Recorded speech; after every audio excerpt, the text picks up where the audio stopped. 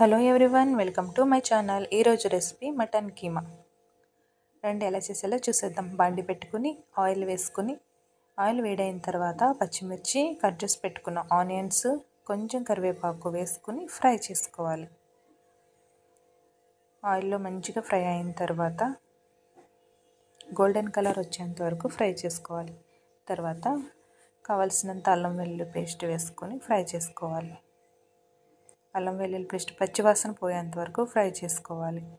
Next ఈలోపు మనం శుభ్రంగా కడిగి పెట్టుకున్న మటన్ కీమా, ఆ మటన్ కీమాను ఈ ఆనియన్స్ ఫ్రై అవుతున్న ఆనియన్స్లో వేసుకోవాలి.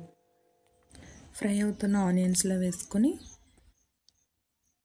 ఈ ఆనియన్స్ మటన్ కీమాకి పట్టేలా కలుపుకొని మూత పెట్టుకొని 2 to 5 minutes మగ్గనివ్వాలి. 5 minutes తర్వాత మూత తీసుకుని చూస్తే ఇలా అవుతుంది. తర్వాత ఉప్పు, కారం, పసుపు వేసుకొని మంచిగా మిక్స్ చేసుకోవాలి.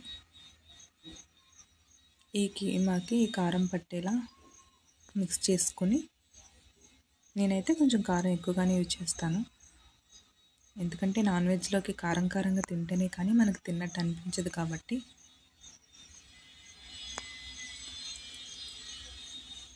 మూత పెట్టుకొని కారం పట్టేంత వరకు 2 to 3 minutes మగ్గనిద్దాం. తర్వాత 2-3 minutes అయిన తర్వాత మూత తీసుకొని కలుపుకోవాలి. ధనియా పౌడర్, గరం మసాలా, అదేనండి మటన్ మసాలా వేసుకొని మంచిగా మిక్స్ చేసుకోవాలి. మసాలాలు కూడా కీమాకు పట్టేలా మూత పెట్టి మిక్స్ చేసుకుని మూత పెట్టుకుందాం. ఒక 5 minutes తర్వాత చూస్తే ఆయిల్ పైకి వచ్చేలా ఫ్రై అవుతుంది. నెక్స్ట్ మనకు కావాల్సిన వాటర్ యాడ్ చేసుకుందాం.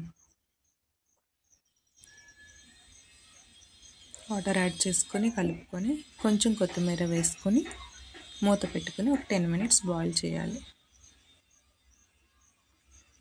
10 minutes తర్వాత మంచిగా ఉడికిందండి. మంచిగా ఉడికింది కాబట్టి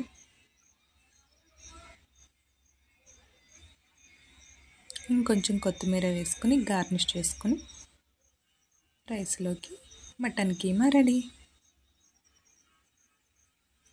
నేనైతే ఇప్పుడు వేడి అన్నంలో ముందుగా ప్రిపేర్ చేసుకున్న మటన్ కీమా వేసుకొని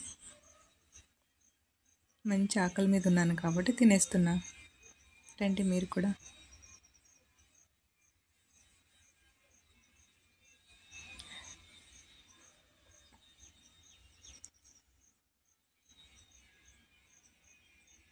కాలిపోతుందండి.